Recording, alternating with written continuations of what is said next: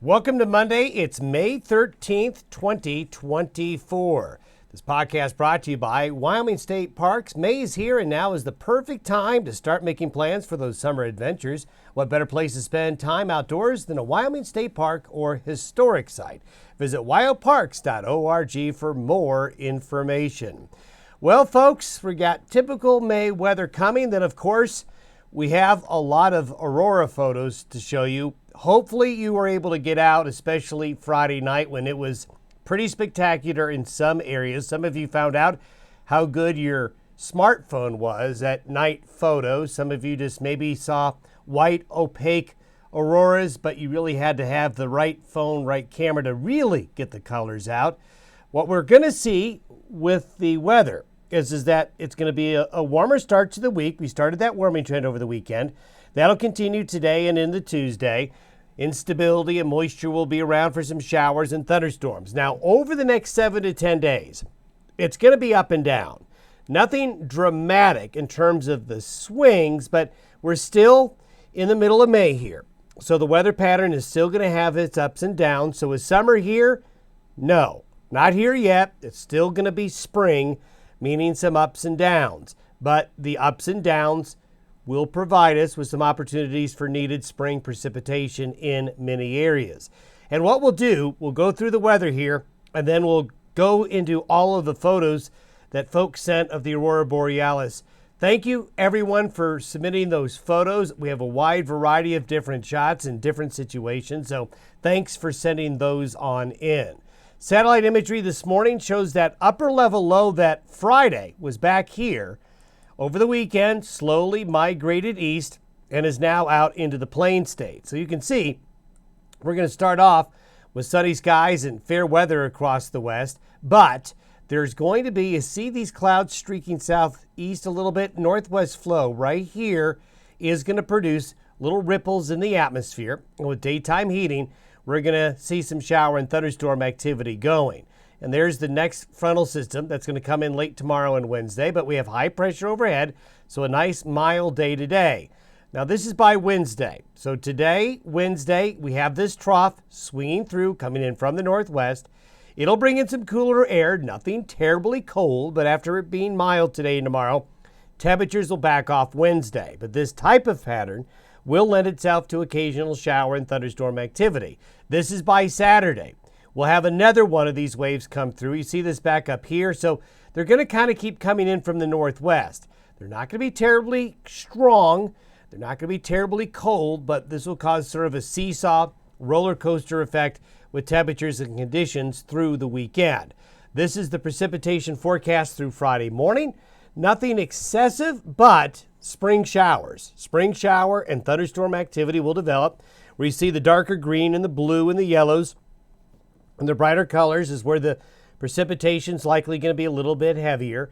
So off and on during this work week, there's going to be a little bit of shower and thunderstorm activity, and it's going to be right along and just on either side of the Continental Divide is where the bigger activity is going to be.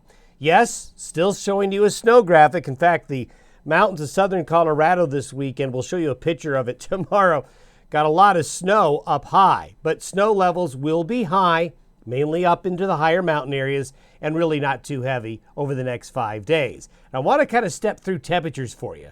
The temperatures, to give you a good idea of how we're going to be up one day, down the next, these are the temperature anomalies for today. Pretty warm, lots of orange and reds out there, but this is Wednesday. Temperatures fall as that little wave comes through, especially over the central Rockies and into the plains, while plenty warm on the Pacific Northwest and West Coast. These are temperatures by Friday, right back up again. The coolness goes down here. You can see the cool up here in Western Canada. So that's what's going to come in behind the next front. So that next front will cool us off on Sunday. So back and forth, ups and downs a little bit, but every time there's a little bit of a down in temperature that could bring some needed spring shower and thunderstorm activity to some of you on the plains that really could use it. Now let's get to the Aurora Borealis situation that we had Friday night. This kind of is a good example, a good way to illustrate kind of what the solar activity was doing. Now the far left here is what happened late Friday. During the late Friday afternoon and evening hours, the solar storm really got started. We started to see it in Europe. They started to see it very far south in terms of lower latitudes on the other side of the globe. Then as it got nightfall, that worked its way around to the North American side of the globe. You can see that it reached we had a couple of peaks during the day Friday, and then late Friday night. For those of you folks that stuck it out and stayed past midnight to about 4 a.m., it really paid dividends. Now, the KP index is still very high, but you can see how over the weekend it wasn't nearly as strong. We had a dip, then we had a dip again, although early this morning we're seeing an uptick again. There were more coronal mass ejections from the sun this weekend, so the activity is going to stay very high. So it's possible some auroras will be out tonight, maybe even the following night. You'll have to see. But you can see the intensity of why the display was so good Friday night into early Saturday morning. And you can see we've had more activity here off and on over the weekend. And this is early this morning. There's been another coronal mass ejection. Now, going through the photos again, thanks for everybody sending the photos in. I know some of you may have been frustrated because you wanted to see the colors with your eyes, but you really had to have your smartphone in night mode or have a high-end digital camera or really any type of digital camera where you could get the light and be able to see the colors. A couple of fantastic shots from Jan Curtis up here near the Glendo area. Beautiful shot, but it gets even better when you put it into motion. Just absolutely spectacular to see that when you put it through in motion, to see how it evolved over time. And what was quite a treat, and you don't get this very often in the mid-latitudes, is when you have them above you, not far on the northern horizon, but above you as they got so far south late Friday night into the very early morning hours of Saturday. So just a spectacular situation if you were able to get out and be able to see it, and especially if you're able to use your phone or your camera to pick up all the colors, all the features, and all the textures. Look at this shot from Rocky Mountain National Park. You can see, if you look closely down here, you can see the pink glow on the snow on the mountain peaks there. All across the region, high latitude, low latitude, it got as far south, the Aurora Borealis, as Puerto Rico and the Florida Keys. If you get online, you can actually see a lot of aurora photos with palm trees. Now, that doesn't happen very often.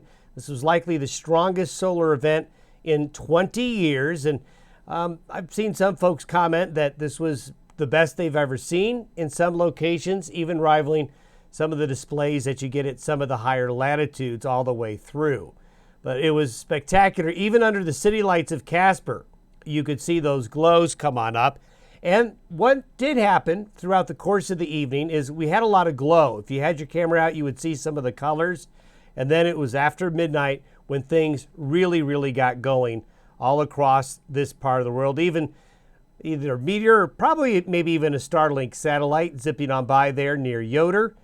And just a wonderful display. Lots of greens, lots of reds, lots of blue colors, and colors in those transitions. As you can see from bottom to top, kind of looked like a watermelon with a green rind at the bottom, then more red as you got on top. Some fun shots here from the Rock Springs area. That's one thing you can do next time we get a situation like this, is you can get folks out in front of it, and with the right smartphone or camera, you can get shots like that. It's always fun to put these in motion as well. From Colorado to Puerto Rico, from Wyoming, from South Dakota, all across the region, just fabulous opportunities to catch what is not often a display like this, a real treat. So hopefully you got out. Now, we're still near the solar maximum. Could this happen again before the solar maximum goes to an end? Certainly it could. So you want to stay abreast and keep track of the solar activity to maybe we'll get another treat like this again before the sun winds down after its maximum. Have yourself a great Monday. Again, thanks for everyone for sending your photos. We'll see you tomorrow.